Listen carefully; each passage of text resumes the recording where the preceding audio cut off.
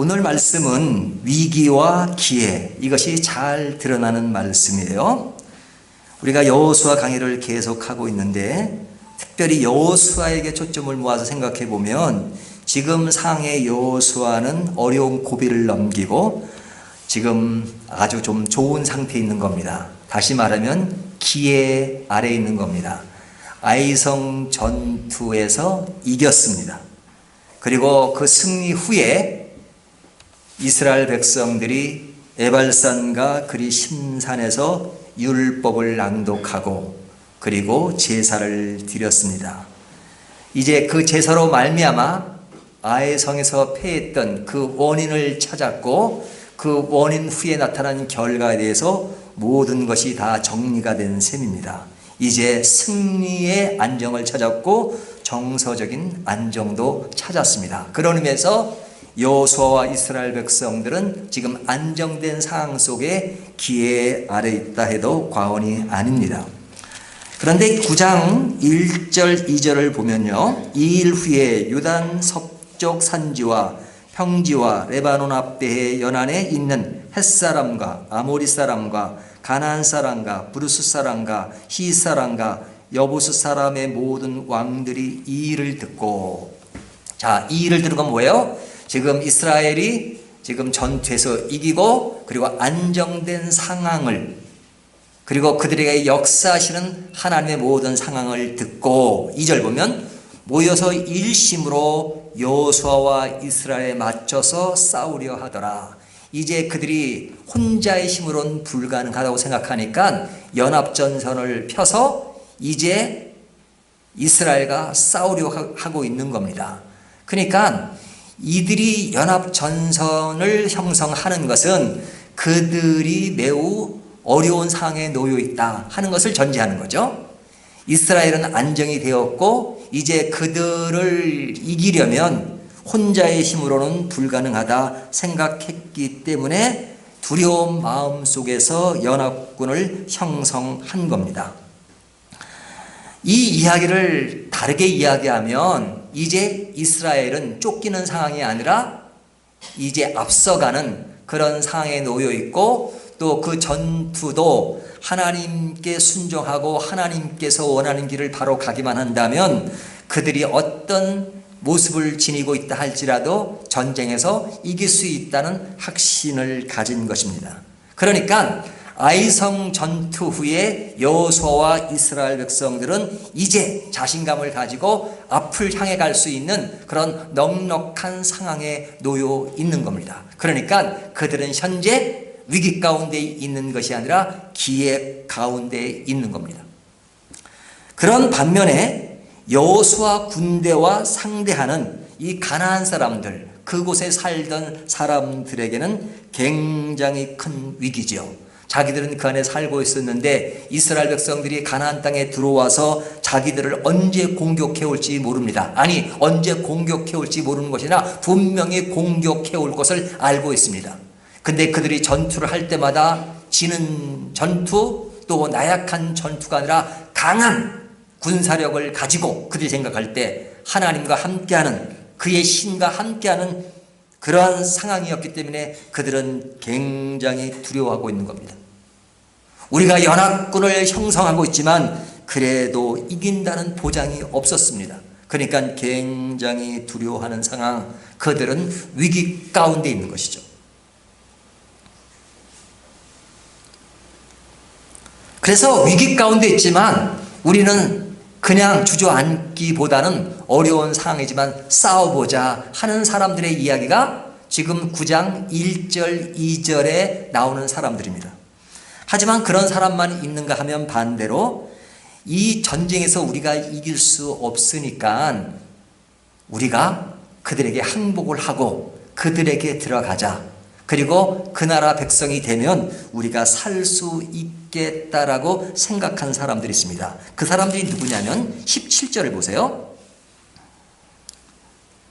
이스라엘 자손이 행군하여 셋째 날에 그들의 여러 성읍에 이르렀으니 그들의 성읍들은 기브온과 그비라와 무에롯과 기럇여아림이라. 여기에 이젠 족속들, 그러니까 지금 가나안에는 많은 족속들이 있습니다. 근데 9장 1절 2절은 싸우려고 하는 사람들이고, 이 사람들은 지금 싸우는 것이 아니라 우리가 그들의 백성이 되면 살 수 있겠다는 생각을 한 겁니다. 그러니까 항복하는 길만이 자기들이 살 수 있는 것이다. 왜 이들이 이런 결정을 했을까? 그들은 이미 들었거든요. 그래서 오늘 본문을 자세히 보면 그들이 들은 이야기 가운데 이스라엘의 하나님이 어떤 분인지를 이들이 명료하게 안 것입니다. 그러니까 우리가 이스라엘을 이긴다는 것은 그 신의 능력을 극복해야 되는데, 자신들이 가지고 있는 그 능력 가지고는 그 하나님을 결코 이길 수 없다는 것을 생각한 겁니다. 그러니까 우리가 이기지 못할 전쟁, 그 하나님께 굴복하고 우리가 그 하나님을 믿고 그들과 함께 한 민족이 된다 그러면 우리가 사는 길이다 하는 생각을 한 겁니다. 그들이 이런 생각을 하게 된 것은 그들이 굉장한 위기 가운데 있었기 때문에 그런 것이죠. 근데 이들이 더 그런 생각을 할 수밖에 없었던 것은 하나님이 이스라엘 백성들에게 뭐라고 명령하셨어요? 너희가 가나안 땅에 들어가면 그곳에 있는 사람들을 어떻게 하라 그랬죠? 다 죽이라고 했잖아요. 그 죽임의 대상이 지금 항복하겠다는 사람들도 포함된 거죠. 그러니까 가나안 땅에 있는 사람들은 다 죽음의 대상인 것입니다. 여기 17절에 나오는 사람도 여호수아에게 찾아와서 깨를 내어서 살 수 있는 그를 모색하지만 그들 마음속에는 그들도 죽음의 대상이라는 것을 알고 있습니다. 그들이 살 가망성은 거의 없습니다. 그런 차원에 보면 그들은 지금 절대 위기 가운데 있는 것이죠. 그렇다면 두 대조가 일어납니다. 여호수아 군대는 기회 가운데 있고 기브온에게는 굉장히 큰 위기 상황에 놓여 있는 아주 대조적인 상황을 오늘 본문이 보여주고 있습니다. 자, 그렇다면 이 말씀이 우리들에게 어떻게 적용이 됩니까? 우리가 이 말씀을 보면서 우리는 지금 현재 어떤 상황에 놓여 있는가 하는 것을 생각할 수 있잖아요. 어떤 사람은 여호수아처럼 지금 기회 가운데 모든 것이 안정된 상황에 놓여 있는 분도 계실 겁니다. 하지만 기브온 사람들처럼 어려운 상황에 놓여 있을 수도 있죠. 한쪽은 기회고 한쪽은 위기 가운데 있습니다. 그러면 여러분은 지금 위기 가운데 있습니까? 아니면 기회 가운데 있습니까? 우리의 상황을 냉철하게 살펴보는 것은 매우 매우 중요한 것이죠. 그런데 오늘 본문이 지금 현 상황이 여호수아 군대는 기회, 여기 기브온 사람들은 지금 위기라고 말하고 있지만 본문이 한쪽은 기회고 한쪽은 위기라고 말하는 것이 본문의 핵심은 아닙니다. 도리어 반대입니다. 지금 여호수아 군대는 기회 가운데 있지만 이들이 지금 위기로 가고 있다는 것을 보여주고 있고요. 여기에 위기에 처한 그 사람들은, 기브온 사람들은 위기 가운데 처해 있지만 위기에서 벗어나서 기회로 가고 있다라는 것을 보여주는 것이 오늘 본문의 말씀입니다.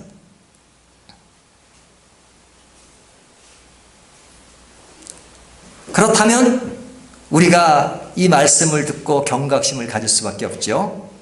또 다른 한편으로는 격려를 받을 수 있죠. 우리가 지금 위기 가운데 있다 그러면 우리가 위기가 계속되는 것이 아니라 이 위기를 기회로 갈 수 있는 길이 있구나. 또 우리가 기회에 있지만 그날 잘못하면 위기 가운데로 갈 수 있다는 것을 생각하면서 우리가 있는 상황 속에서 우리의 현실을, 우리의 처지를 어떻게 생각하고 나는 위기에서 기회로 가야 하는가, 아니면 기회에서 또 위기로 가는 그런 상황이 없는가 하는 것을 늘 점검하는 것이 중요하죠. 근데 여기 이제 위기 가운데 있는 이 기브온 사람들은 자기들이 살기 위해서 어떤 전략을 짜냐면 깨를 냅니다. 어떤 깨를 내느냐, 1차적으로는 그들이 사는 길은 이스라엘과 전쟁하지 않고 그들 민족에 속하게 되면 그들은 살 수 있다고 생각했습니다. 그러려면 어떻게 하냐면, 어떻게 해야 되느냐? 그들과 하친 조약을 맺어야 합니다. 조약을 맺어서 우리가 당신에 속한 백성이 되겠습니다. 그래야면 되죠. 그런데 그들이 받아줘야 되잖아요. 받아주지 않으면 그들은 모든 것이 자기 뜻대로 되는 것이 아닙니다. 그런데 자기들을 받아주리라고 생각은 못했죠. 왜?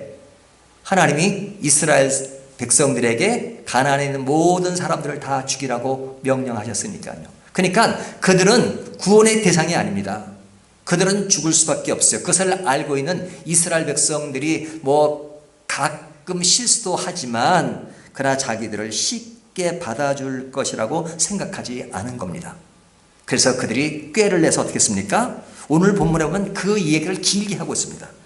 첫 번째는요, 그들이 가나안 사람이 아닌 것처럼 꾸밉니다. 그들이 속한 지역은요, 그 아이성에서 멀지 않은 지역에 있는 사람들입니다. 이 네 개의 족속들이 이렇게 모아가지고 지금 꾀를 내어서 여호수아에게 찾아왔는데요, 그들의 꾀가 통하게 하려면 그들이 멀리 온 사람처럼, 가나안 사람이 아니고 멀리서부터 온 사람인 것처럼 꾸며야 합니다. 그래서 꾸미는 이야기가 9장 6절에 보면 이렇게 말씀하고 있죠. 그들이 길갈 진영으로 가서 여호수아에게 이르되 그와 이스라엘 사람들에게 이르되 우리는 먼 나라에서 왔나이다. 이제 우리와 조약을 맺읍시다 하니. 자, 그들이 먼 나라에서 온 것처럼 속이잖아요. 그리고 먼 나라에서 온 것처럼 하기 위해서는 어떻게 돼요? 9절 보면 그들이 여호수아에게 대답하되 종들은 당신의 하나님 여호와의 이름으로 말미암아 심히 먼 나라에서 왔사오니 이는 우리가 그의 소문과 그가 애굽에서 행하신 모든 일을 들으며 우리가 이미 이야기를 들어서 당신들이 어떤 사람들이라는 걸 알고 있습니다. 근데 우리가 먼 나라에서 온 것을 생각하십시오. 그러면서 그 증거로 5절 말씀을 보면 그 발에는 낡아서 기운 신을 신고 낡은 옷을 입고 다 마르고 곰팡이가 난 떡을 준비하고, 이 곰팡이가 진짜 난 게 아니라 난 것을 미리 준비해가지고 가져온 겁니다. 멀리서 온 것처럼 꾸미고, 그래서 옷도 낡은 옷, 신발도 낡은 신발, 그것을 가지고 왔습니다. 또 4절 보면 꾀를 내어 사신의 모양을 꾸미되 헤어진 전대와 헤어지고 찢어져서 기운 가죽 포도주 부대를 나귀에 싣고, 그러니까 모든 것을 낡은 것으로 찢어지게 해서 그들이 멀리서부터 온 것처럼 꾸민 것입니다. 그리고 말하기를 9절 그들이 여호수아에게 대답하되 종들은 당신의 하나님 여호와의 이름으로 말미암아 심히 먼 나라에서 왔사오니, 여기 뭘 말하고 있어요? 하나님 여호와의 이름으로 말미암아 하나님을 불러요. 누가? 이방인 가나안 사람. 이들이 하나님을 이야기하면서 우리가 그의 소문과 그가 애굽에서 행하신 모든 일을 들으며 하나님이 어떤 분이라는 것, 하나님이 하신 일이 무엇이라는 것을 그들이 알고 듣고 왔다, 이렇게 말하고 있습니다.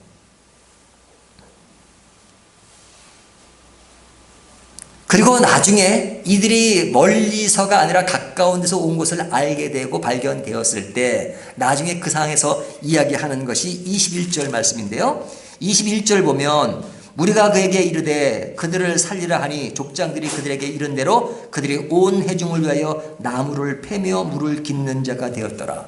그들이 그 이스라엘 백성에 속해서 하는 일이 뭐냐? 나무를 패며 물을 깃는 자가 됐다 하는 거죠. 그러니까 어찌 보면 이스라엘 백성들이 애굽에 있을 때 종살이를 했던 것처럼 이들도 마치 그와 같은 일들을 한 것이죠.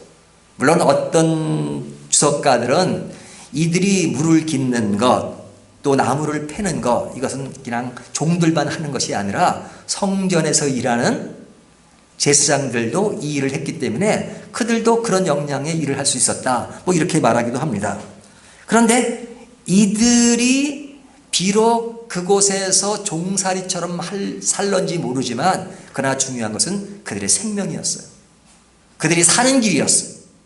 그래서 살기 위해서 그들은 어떤 이리도 감수하고 그들에게 꾀를 내어서 자기들이 그 안에 백성이 되겠다는 것을 분명히 한 것입니다. 비록 나무를 패며 물을 깃는 것을 마다하지 않은 것이죠. 그들이 여호수아를 속인 이후에 3일 후에 이것이 다 발각이 되었습니다. 하지만 발각되었다 하더라도 이미 조약을 맺은 상태이기 때문에 그때는 어쩔 수가 없었습니다. 여기 이제 한번 조약을 맺으면 어쩔 수 없는 것을 보면 굉장히 성숙한 겁니다. 요즘은 뭐 조약을 맺어도 금방 그것을 뭐 그냥 없던 것처럼 하는 경우가 너무 많으니까요. 왜 그런 생각을 했느냐? 하나님을 믿는 백성들이 하나님 안에서 맺어진 조약이기 때문에 그들을 함부로 파괴했다가는 하나님께 벌을 받는다고 생각했습니다. 실제로 사울 왕 때 이들을 무시했다가 굉장히 큰 그런 모습이 나타난 것을 볼 수 있죠. 그러니까 그들은 죽어야 하는 가나안 사람들이지만 이스라엘 백성이 되었다 하는 것을 26절에 말씀하고 있는 겁니다. 여호수아가 곧 그대로 그들에게 행하여 그들을 이스라엘 자손의 손에서 건져서 죽이지 못하게 하니라. 이미 그들이 속이고 꾀를 내어서 한 말이지만 이미 조약을 맺었기 때문에 그들을 죽일 수 없다는 것, 그것을 본문이 이야기하고 있잖아요. 그러니까 그들은 이방 족속이고 가나안의 우상을 숭배하는 사람들이었지만 죽음의 위기에 있었지만 그들은 하나님을 인정하고 이스라엘 백성이 됨으로써 그들은 위기를 기회로 바꾼 것입니다. 그들은 그 기회를 얻기 위해서 과감히 결단하고 행동한 것입니다. 그들의 이런 자세를 오늘 본문은 굉장히 좋은 어조로 말씀하고 있는 겁니다. 내가 지금 죽음의 위기 가운데 있는가? 어려운 상황에 놓여 있는가? 하지만 그 위기는 위기로 끝날 것이 아니라 기회가 될 수 있다 하는 것을 보여준 것입니다. 반면에 여호수아는 다른 면을 보여주고 있습니다. 어떤 면이죠? 그는 지금 기회 가운데 있지만 위기를 맞이하는 그런 모습을 보여줍니다. 그 위기는 뭐냐? 뭐 겉으로 확 드러나는 위기는 아니지만 첫 번째는요, 그는 방심했어요. 여호수아는 방심했습니다. 무엇을 방심했죠? 아이성 전투에서 졌을 때는 막 그냥 안타까우고 힘들고 왜 이런 일이 벌어졌을까 하고 그 위기 때는 그 위기를 벗어나기 위한 노력을 했지만 아이성 전투를 이기고 나서는 옛날처럼 또 방심한 것입니다. 왜 방심해요? 승리에 도취되어 있었습니다. 그런데 여호수아가 경험한 것은 무력적인 전쟁에 대해서는 대처할 수 있는 힘이 생긴 겁니다. 하지만 지금 기브온 사람과의 관계는 지금 물리적으로 전투하는 것이 아니잖아요. 그들이 어떤 전략으로 다가왔어요? 제가 첫 번째 제목은 이렇게 잡았었어요. 친절한 유혹. 근데 여호수아 입장보다는 기브온 쪽의 이야기 좀 해야 되겠다 싶어서 제목을 바꿨습니다. 그래서 신앙의 위기와 기회로 바꿨는데요. 두 가지 얘기를 동시에 하고 싶어서. 그런데 이들이 아주 그런 낮은 어조로 저 자세로 들어오니까 거기에 금방 넘어간 겁니다. 근데 여호수아는 위대한 지도자예요. 하지만 그에게도 인간적인 약점이 있었습니다. 그 약점이 뭐냐면 굉장히 급한 성격이었습니다. 외형적으로 그냥 다혈질적인 그런 성격은 아닌데 그 모든 것을 쉽게 판단하고 쉽게 결정을 내리는 사람이에요. 우리가 사람 중에서 기가 얇은 사람들 있죠. 기가 얇으면 뭡니까? 다른 사람이 얘기하면 그냥 금방 그냥 거기에 넘어가 버려요. 그걸 논리적으로 깊이 생각하지 못해요. 그냥 그 한 면만 듣고 그냥 그걸 전부라고 생각해요. 그리고 전부라고 생각한 것으로 끝나는 거냐? 거기에 대한 확신을 가집니다. 섣부른 확신은 굉장히 위험한 것입니다. 많은 생각이 있고 다양한 생각이 있는데 하나의 생각에 꽂혀버리면 그냥 그 생각이 전부인 것처럼 생각해요. 그런데 이 기브온 사람들이 여호수아에게 와가지고 지금 아주 친절한 어조로 우리는 이렇습니다. 당신의 그 귀한 그런 것을 알고 있습니다. 뭐 이렇게 저자세로 나오니까 여호수아가 어떻게 판단합니까? 13절을 보세요.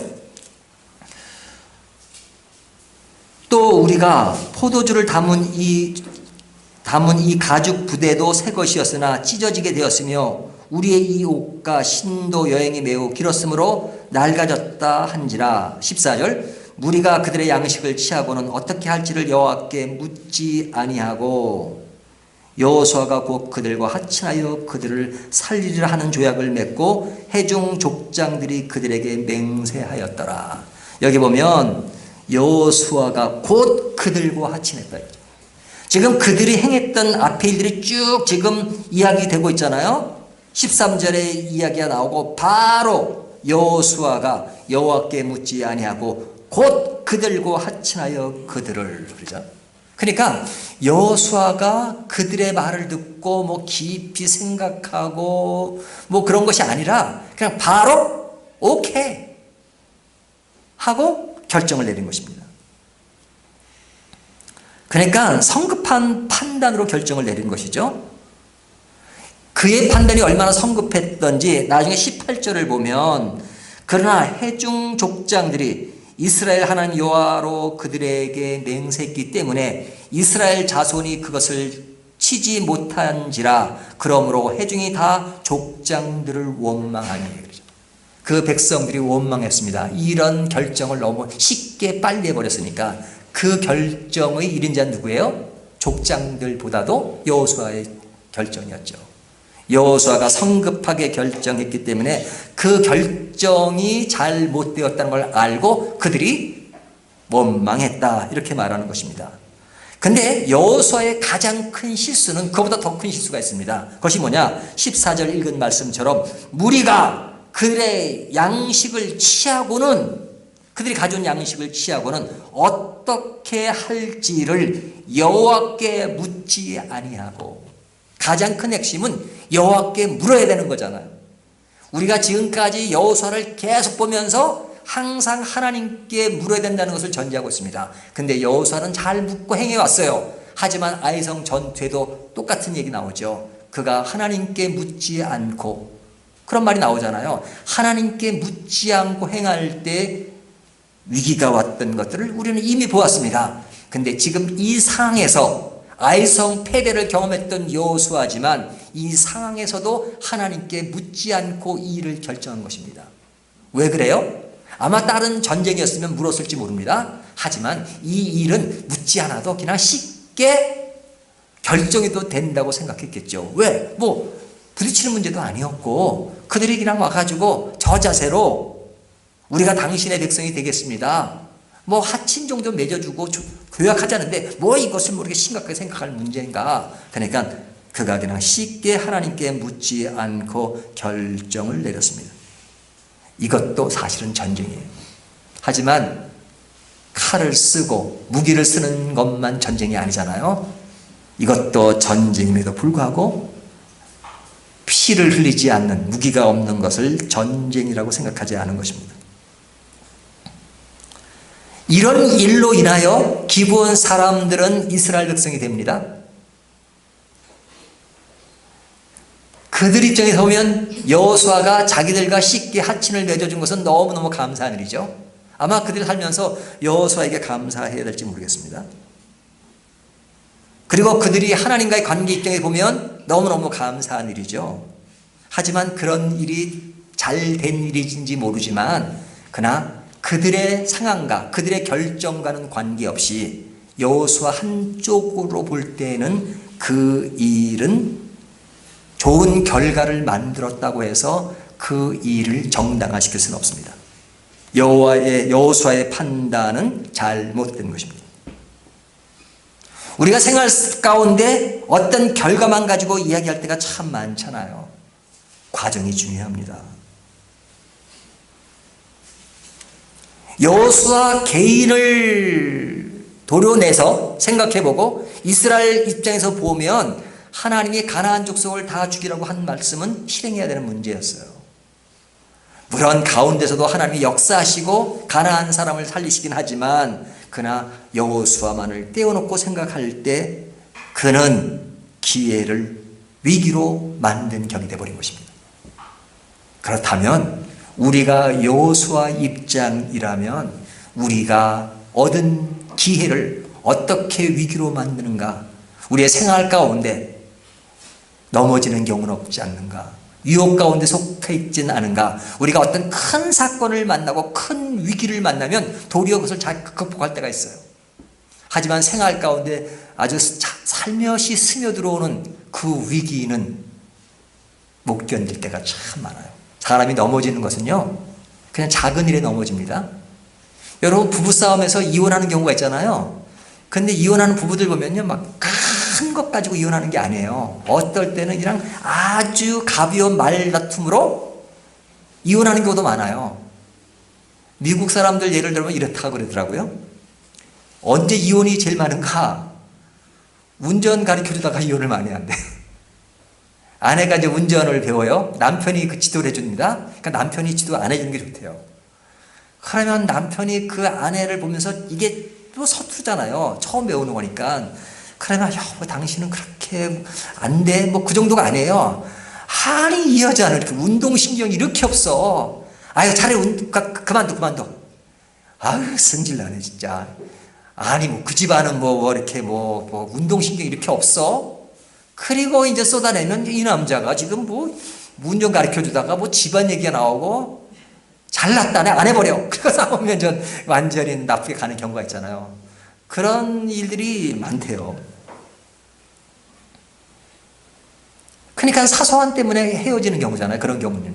근데 지금 여호수아의 사건은 사실은 그것이 큰 사건으로 대되지 않은 겁니다. 그 수아가 아이성이나 여리고 전투에서는 굉장히 큰 것으로 생각했지만 지금 기브온과의 관계는 너무너무 작은 것으로 생각하고 있잖아요. 근데 이 작은 것에 여호수아는 한 면만 보면 넘어진 것입니다. 그 좋은 기회를 위기로 바꾼 것입니다. 자, 그렇다면 우리가 이 대조되는 두 개의 사건을 통해서 우리들에게 주는 교훈이 무엇인가 하는 것을 생각해야 합니다. 하나님은 하나님께 돌아오는 자를 기이 여기십니다. 하나님이 가나안 사람들을 다 죽이라고 했지만 그렇게 말씀하신 것은 그들의 그릇된 문화에 이스라엘 백성들이 물들지 말기 위해서 그런 말씀을 하셨습니다. 하지만 그들이 돌아온 것은 하나님께서는 기뻐하실 일입니다.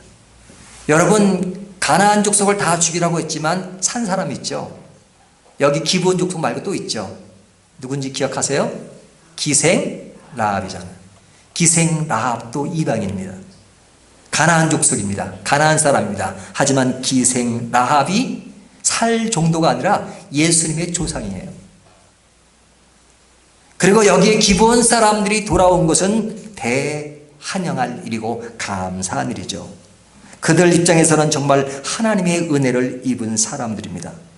그들이 결단한 것, 깨를 내었지만 속인 것이지만 그러나 그것은 선의의 게임이었고 속인 것이었고 그것은 자기들이 하나님 믿겠다는 결단에 나온 것이니까 그것은 아름다운 것이다.